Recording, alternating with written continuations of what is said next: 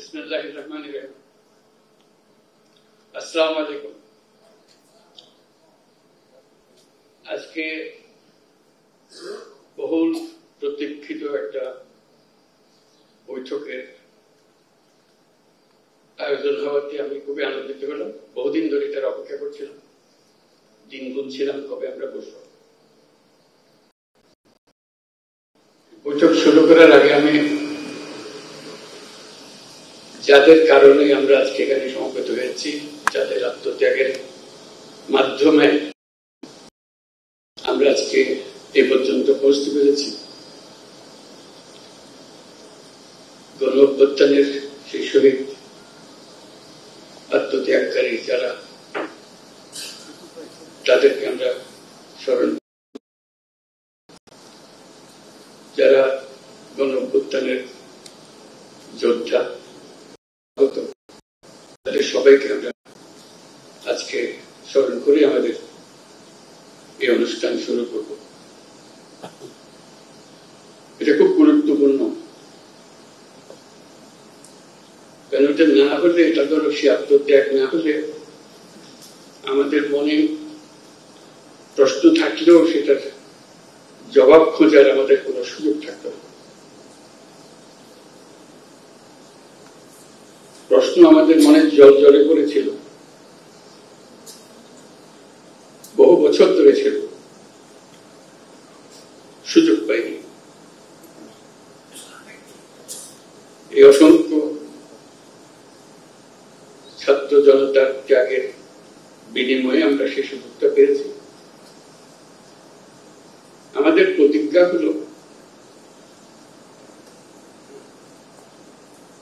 আমরা যেন সেই আত্মত্যাগের প্রতি অসম্মান না জানি। যে কারণে তারা আত্মত্যাগ করেছিল, সেটার জন্য আমাদের পরবর্তী সকল প্রজন্ম মনে রাখে, তাদের আত্মত্যাগকে স্মরণ করে, তাদের আত্মত্যাগকে সার্থক করার জন্য আমরা সবাই মিলে, যারা সুযোগ পেয়েছি, তারা সবাই মিলে সব রকম চেষ্টা করব তাদের সেই স্বপ্ন যেন বাস্তবায়ন করতে পারে। সেটা দিয়ে আমাদের আজকের যাত্রা পথে, এই কারণে আমরা আজকে এখানে এসেছি। অন্তর্বর্তীকালীন সরকার 6 মাস পার হয়ে গেল, প্রথম অধ্যায় শেষ। আজকের এই অনুষ্ঠানের মাধ্যমে আমরা দ্বিতীয় পর্বে প্রবেশ করলাম। প্রথম পর্ব ছিল প্রস্তুতি পর্ব। সেই প্রস্তুতি পর্বের অনেক কিছু আপনাদের কাছে জানা। তার মধ্যে একটা বড় বিষয় ছিল যে প্রস্তুতি, যে স্বপ্নের পেছনে এরা আত্মত্যাগ করেছে, সেটা সার্থক করার জন্য আমরা যেন এমন একটা দেশ করতে পারি যেটা সুশৃঙ্খল ভাবে চলবে, যে আইনি কাঠামোর মাধ্যমে, যে প্রাতিষ্ঠানিক কাঠামোর মাধ্যমে স্বৈরাচারী সরকার সুযোগ পেয়েছিল, সেই ত্যাগ, সেই কাঠামো থেকে যেন আমরা পূর্ণরূপে বেরিয়ে চলে আসতে পারি। আমরা ছোটখাটো একটা হাডুডুডু খেলার জন্য ইন্টারনেট বানাই। ফুটবল খেলা তো বটে, এটা আন্তর্জাতিক খেলা, ক্রিকেট খেলা। মুখস্থ, এবং সেটা আমরা মেনে চলি বলেই খেলাটা খেলা হয়, তামাশা হয়। আইনগুলো এমন ভাবে বানানো হয়েছে সবাই যেন এনজয় করে, উপভোগ করে। কেউ যেন মনে হয়েছে কালকে টাইম বদলে হবে, তাহলে খেলা থাকে না। কিন্তু আমরা আমাদের দেশকে একটা তামাশায় পরিণত করে ফেলেছি। আইন বলে কিছু নাই, নিয়ম বলে কিছু নাই। আত্মত্যাগ করেছে, তারা আমাদের নির্দেশ দিয়ে গেছে, আমরা যেন সেসব আইন কানুন পাল্টে ফেলে নতুন বাংলাদেশের জন্য প্রস্তুত হয়। সেই নতুন বাংলাদেশ করার জন্য কি আইন কানুন লাগবে, কিভাবে আমরা অগ্রসর হবো, সেই প্রশ্ন মাথায় রেখে আমরা কিছু সংস্কার কমিশন করেছিলাম, অর্থাৎ সংস্কার করতে হবে। তার মধ্যে প্রথম সংস্কার কমিশন প্রথমবারই করে ফেলেছিলাম, তারপর পরবর্তীতে আরো অনেকগুলো করেছে। এই সংস্কার কমিশনের যারা মাননীয় চেয়ারম্যান, তারা আমার দুপাশে আছেন, তারা এবং তাদের সহকর্মীরা যারা এই কমিশনের সদস্য ছিলেন, তারা যথাসাধ্য চেষ্টা করেছেন সংস্কারটা যেন এমন ভাবে হয় ভবিষ্যতের প্রজন্মরা আমাদের প্রতি কৃতজ্ঞতা প্রকাশ করতে পারে। আইনগুলো ঠিক করে নিয়েছিলেন বলেই আজকে আমরা মজবুত কাঠামো তৈরি করতে পেরেছি, যার উপরে ভিত্তি করে আমরা দেশ গড়ার কাজে নেমেছি। কাজে ওনারা যে সমস্ত জিনিস প্রস্তাব করবেন এবং করেছেন সেগুলো ওনাদের অভিজ্ঞতা এবং ওনাদের পাণ্ডিত্য এবং ওনাদের আলাপ আলোচনার মাধ্যমে তারা যা গ্রহণ করতে পেরেছেন সেটা ওনারা তুলে ধরেছেন। এবং তাদের সবাইকে আজকে যারা উপস্থিত আছেন তাদেরকে ধন্যবাদ জানাই, এবং যারা আজকে উপস্থিত নাই তাদের সদস্যবৃন্দ, তাদেরকে আমরা ধন্যবাদ জানাই এই কষ্টটুকু করার জন্য। আমাদের কাজ হলো এগুলো কতটুকু আমরা গ্রহণ করব, কত দ্রুত গ্রহণ করব, কিভাবে অগ্রসর হব।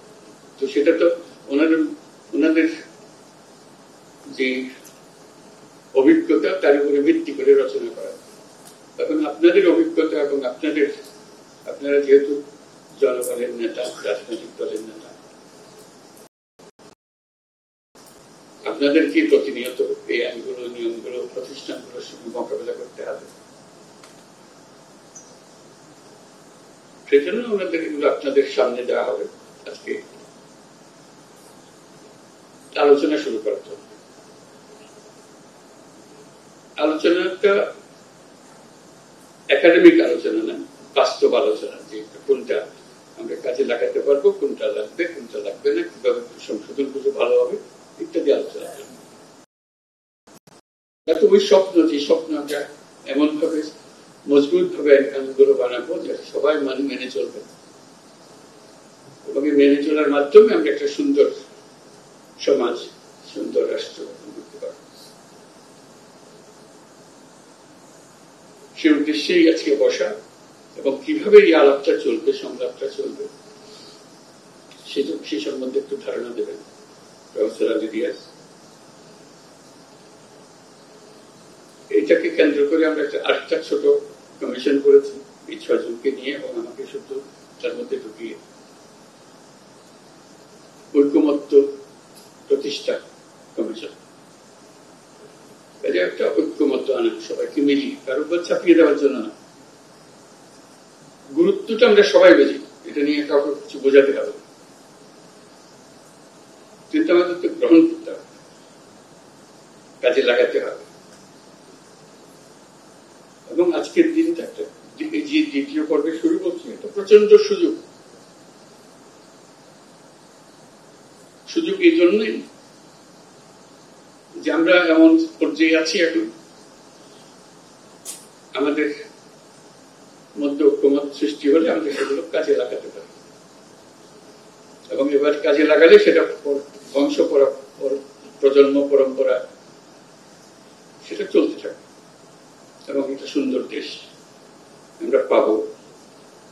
এই ভাবনা থেকেই আমরা এগুলো গ্রহণ করি। সেই আলোচনাটা কত মসৃণ হবে, সুন্দর হবে, সেটা আপনারা স্থির করবেন।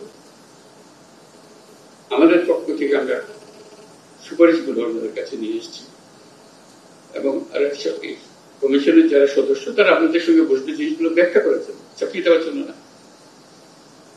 চাপ চালানোর ক্ষমতা আমাদের নেই। আমরা শুধু আপনাদেরকে বোঝানো কেন করা হয়েছিল, কি জন্য করা হয়েছিল, কোটার কারণে করা হয়েছিল বোঝানো। সেই দিক থেকে আমরা পুরো জিনিসটাকে অ্যাপ্রোচ করবো এবং এগিয়ে নিয়ে যাব। আপনাদের সহযোগিতা চাই এটা আমি বলবো না, কারণ এটা আপনাদের কাজ, আমার কাজ না, একার কাজ না। যেহেতু আপনারা জনগণের প্রতিনিধিত্ব করেন, আপনাদেরকে বলতে হবে সমাজের কাঠামো কোন কি করতে হবে, কিভাবে করতে হবে। কোনটা এক্ষুনি করা যাবে, যদি সময় নির্ধারণ করবে। কিছু সামান্য রদবদল থাকলে এখানে বলবেন এখানে একটু রদবদল করলে কিন্তু সুন্দর হয়ে যাবে, আপনাদের ইচ্ছা। আমরা শুধু সাচিবিক কাজগুলো আপনাদের করে দিলাম, আপনাদের সহায়তা দেব ব্যাখ্যা করার জন্য, ব্যাখ্যা দেওয়ার জন্য। এই 6 মাস, যে 6 মাসের কথা বললাম, এটা পরবর্তীকালীন সরকারের জন্য খুব গুরুত্বপূর্ণ সময়। আমরা একটু লন্ডভন্ড অবস্থার মধ্যে দায়িত্ব নিয়েছি, চেষ্টা করেছি এটাকে কোন রকমে সচল করার জন্য, কাজে লাগানোর জন্য। কিন্তু এই 6 মাসের যে অভিজ্ঞতা, সেটা আমাদের সবাইকে একটা প্রচন্ড সাহস দেবে। এই 6 মাসের অভিজ্ঞতা হলো আমাদের দলমত নির্বিশেষে সাধারণ মানুষ সহ, রাজনৈতিক ব্যক্তি সহ, রাজনৈতিক নেতৃত্ব সহ সবাই যে সমর্থন দিয়েছে এই অন্তর্বর্তীকালীন সময়, এটা বোল্ড লেটারে লেখা থাকবে যে সমর্থন আমরা করতে পারি, আমরা একত্র হতে পারি। আমাদের মধ্যে অনেক তর্ক বিতর্ক করা, দূরত্ব সৃষ্টি করার হয়তো প্রবণতা আছে, কিন্তু এই একটি জায়গায় আমরা এখনো এক আছি এবং আগামীতে আমরা এক থাকবো, সে বিশ্বাস আমার আছে। এইটা যদি ঠিক থাকে, যেভাবে আমরা প্রথম অধ্যায় আমরা শেষ করলাম, দ্বিতীয় অধ্যায়ে যদি আমরা ঠিক রাখতে পারি, তৃতীয় অধ্যায়ের জন্য আমাদের কোনো চিন্তা নেই, আমরা নিশ্চয়ই নতুন বাংলাদেশ বানাতে পারবো। একটা জিনিস আমাদেরকে পরিষ্কার থাকতে হবে, এটা একটা মস্ত বড় শক্তি। প্রথম অধ্যায় যেভাবে আমরা কাটালাম, এবং এই কাটানোর মধ্যে যে সমস্ত শক্তি আমাদেরকে ব্যাহত করার চেষ্টা করেছে, আমাদেরকে ভুন্ডুল করে দেওয়ার চেষ্টা করেছে, তাদেরকে সুন্দরভাবে সবাই মিলে মোকাবেলা করতে পেরেছে। দ্বিতীয় পর্ব এই হাঙ্গামা হবে, কারণ যাদেরকে বাংলাদেশের মানুষ তাড়িয়ে দিয়েছে, অস্বীকার করেছে, তাদেরকে ত্যাগ করেছে, তারা ফিরে আসার জন্য অত্যন্ত ব্যাপক। প্রতিটি দিন তাদের জন্য মূল্যবান দিন, দেরি হলে তাদের জন্য অসুবিধা। সেজন্য আমাদেরকে শক্ত থাকতে হবে, মজবুত থাকতে হবে, এবং আমরা যেগুলো আলাপ করছি সেগুলো মতভেদ থাকবে, কিন্তু আমরা এর অর্থ নয় যে আমরা একত্র নই, আমরা একত্রে থাকবো। এই প্রথম পর্বের আরেকটা অভিজ্ঞতা হল একই সঙ্গে এই যে আপনাদের সমর্থন, জনগণের সমর্থন ছাড়া আন্তর্জাতিক বিশ্বের সমর্থন। আপনারা হয়তো লক্ষ্য করেন সারা পৃথিবী জুড়ে আমাদের প্রতি একটা বড় রকমের সমর্থন গড়ে উঠেছে, যে কারণে অপর পক্ষ সুবিধা করতে পারছে, পদে পদে ব্যাহত হচ্ছে। যেখানে যাই বহু গল্প রচনা করেছে, সে গল্প টিকাইতে পারতেছে, শেষ মিস্টার ট্রাম্পের হাতেই আবার সে গল্প চালাতে গিয়ে চালাতে পারল না। যত ছোট রাষ্ট্র, বড় রাষ্ট্র, ধনী রাষ্ট্র, মাঝারি রাষ্ট্র, সবাই আমাদের সমর্থন দিয়েছে। কেউ কোন রকমের দ্বিধাগ্রস্ত হয়। তাদের ভাষা শুনলে আমাদের কাছে অবাক হয়। আমরা যখন তাদের সঙ্গে কথা বলতে বসি, বিস্তারিত জানার আগে প্রথমে বলে কি লাগবে বল, আমরা আছি। এর চেয়ে পরিষ্কারভাবে কথা বলা এটা রাষ্ট্রের প্রধান কিংবা প্রধান নির্বাহী আর কি হবে। এবং তারা এই পর্যন্ত সেটা মেনে গিয়েছে এবং চালাচ্ছে এবং ক্রমাগতভাবে তাদের সমর্থন বাড়াচ্ছে। কাজে আমাদের এই যে দুই সমর্থন, আভ্যন্তরীণ একটা সমর্থন, আন্তর্জাতিক একটা সমর্থন, এই দুই সমর্থনের ভেতর দিয়ে আমরা যদি এই নতুন বাংলাদেশ গড়তে না পারে, এটা আমাদের কপালের দোষ বোঝা ছাড়া কি বলব। আমরা এই সুযোগ ছাড়তে চাই না। আন্তর্জাতিক মহলও আমাদেরকে জিজ্ঞেস করে, তোমাদের অর্থনৈতিক দিক থেকে আমরা সাহায্য করতে পারি, কিন্তু সংস্কারের ব্যাপারে তো আমরা সাহায্য করতে পারবো না, তোমাদের কি করতে হবে। এই জন্য যেটা মনে করিয়ে দেয় যে তোমাদের এই সংস্কারটা দরকার, তা না হলে এই যে পরিবর্তন টিকে রাখা যাবে না।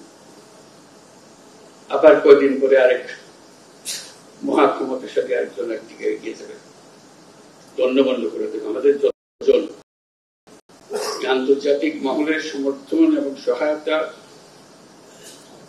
এবং শুভেচ্ছা, এটা আমাদের জন্য মস্ত বড় সম্পদ।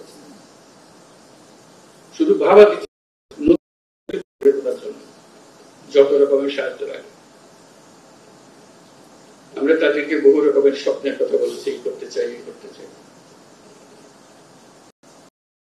তাদের জবাব হলো যে আমাদের তো কোনো অসুবিধা নেই, তোমরা করতে পারলে আমরা আছি তোমাদের সাথে। কোন কোন রাষ্ট্র যারা খুব শক্তিমান রাষ্ট্র এমনও বলেছে এই কাজটা করার জন্য তোমরা যদি মনে করো একজন স্পেশাল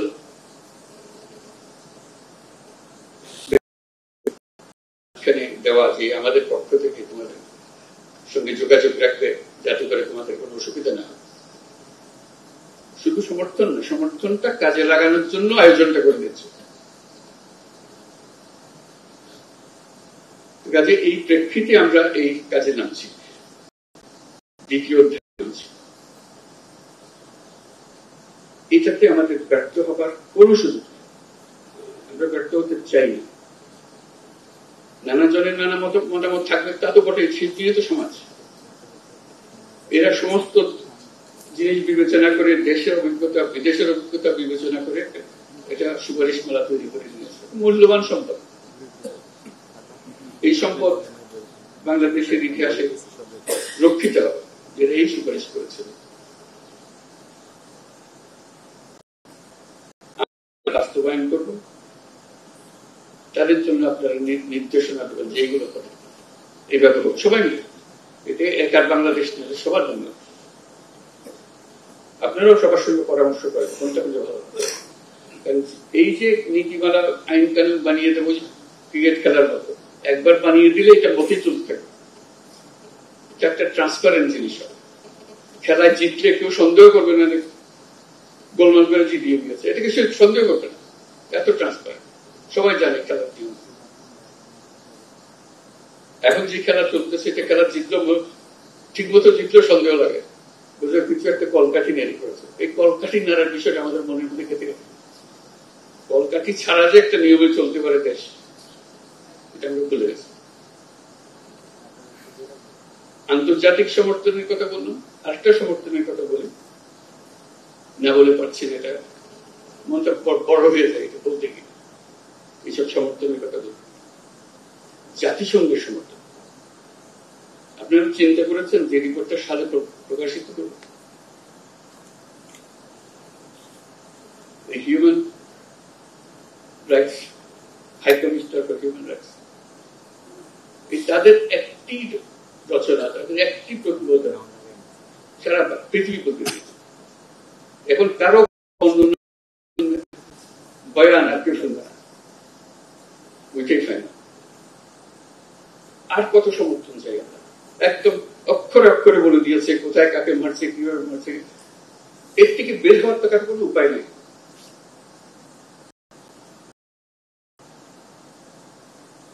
বাংলাদেশকে ঘিরে যে অপপ্রচার চলছিল, এক প্রতিবেদনে সমস্ত সমাপ্ত। বলতে পারবে কিন্তু কোন আওয়াজ বেরোবে না। তো সেরকম সমর্থন এবং অন্যান্য প্রতিষ্ঠানের প্রতিবেদন বের হয়েছে, তাদেরও খুবই জোরালো বক্তব্য। আমরা সেদিন আয়নাঘরে গেলাম,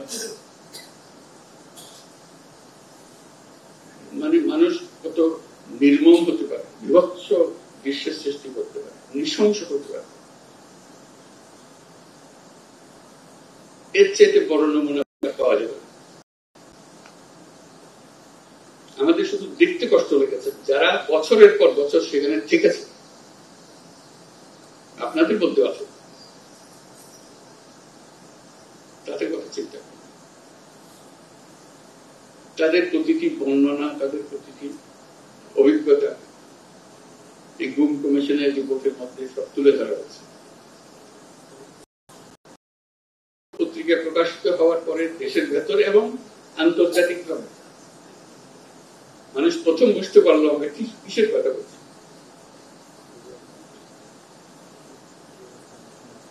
আমরা কোথা থেকে এসেছি। কাজে আমাদের প্রথম পর্বের এই সম্পদ নিয়ে আমরা দ্বিতীয় পর্বে আসলাম। দ্বিতীয় পর্বের সমাপ্তিতেও যেন আমরা উৎসাহ বোধ করি যে হ্যাঁ, আমরা আনন্দ বোধ করি যে আমরা আমাদের যে দায়িত্ব দেওয়া হয়েছিল আমরা সুন্দরভাবে খুব খুশি বুকে সেটা সম্পন্ন করতে পেরেছি। নতুন বাংলাদেশের জন্য এখন তৈরি আমরা যে নতুন নির্বাচনের মাধ্যমে যে সরকার গঠন হবে সেটার ব্যাপারে আর কোনো প্রশ্ন তুলবে না, যেহেতু আইন কানুন এগুলো সব এখানে আমাদের জানা আছে এবং এর মধ্যে রয়েছে, নির্দিষ্টভাবে রয়েছে। এটা নড়চড় করার উপায় কারো থাকবে না। আইন বানানোর কথা, আর এটাকে নড়চড় করতে সুযোগ না দেওয়া সেটার জন্য এতগুলো কমিশন বানাতে হয়েছে। কোন দিক থেকে কোথায় কোনটা করতে হবে সেটা। আজকে আমাদের সেই দ্বিতীয় পর্ব শুরু। আপনারাই এই দ্বিতীয় পর্ব স্রষ্টা, আপনারাই এগুলো জাতির সামনে নিয়ে আসবেন। আপনাদের সঙ্গে সহযোগিতা করার জন্য আমরা কমিশনের মেম্বার ওনারা নিয়োজিত থাকবেন, যাতে করে আলাপ আলোচনা করে দ্রুত আলোচনা করার বিষয় না, এটা দ্রুততম সময়ের মধ্যে আমরা যাতে সিদ্ধান্তগুলো নিয়ে কাজে নেমে যেতে পারি, কোনটা কখন করবো সেগুলো নিয়ে আসতে পারি। আমাদের এই দ্বিতীয় পর্বের শুভ সূচনা কামনা করে আমি আমার বক্তব্য শেষ করছি। আপনাদের সবারই এই কাজের উৎসাহ সহকারে দায়িত্ব একটা দিয়েছে সেজন্য না, আপনি ইতিহাসের একটা বড় গুরুত্বপূর্ণ ভূমিকা পালন করতে যাচ্ছেন। আল্লাহ মেহেরবানি করে আপনাকে সুযোগ দিয়েছে, সেই সুযোগটা পালন করার জন্য, দায়িত্বটা পালন করার জন্য, আল্লাহর মেহেরবানির প্রতি শুকরিয়া আদায় করার জন্য। যে একটা নির্বাচন সাধারণভাবে হলে একটা সময়ের জন্য আমি জনগণের উপকার করতে পারি, অপকারও করতে পারি যদি আইন খারাপ, কিন্তু একটা সময়ের ব্যাপার না। এটা যদি আমরা ঠিক মতো করি, বাংলাদেশ জাতি হিসেবে যতদিন টিকে থাকবে ততদিনের জন্য সেই অবদানটা রেখে গেল। সেটার জন্য আমরা সঠিকভাবে করতে হবে। আল্লাহ আমাদেরকে সেই ক্ষমতা, সেই সামর্থ্য দেবে। আপনাদের আজকে সবাই আসার জন্য, এই অনুষ্ঠানে অংশগ্রহণ করার জন্য ধন্যবাদ জানাচ্ছি। এবং আমরা শুনবো এখানে কিভাবে হবে, আলোচনাটা কিভাবে এগিয়ে নিয়ে যাওয়া হবে সেগুলো আমরা শুনবো, তারপর আস্তে আস্তে কাজে নেমে যাবো। সবাইকে ধন্যবাদ।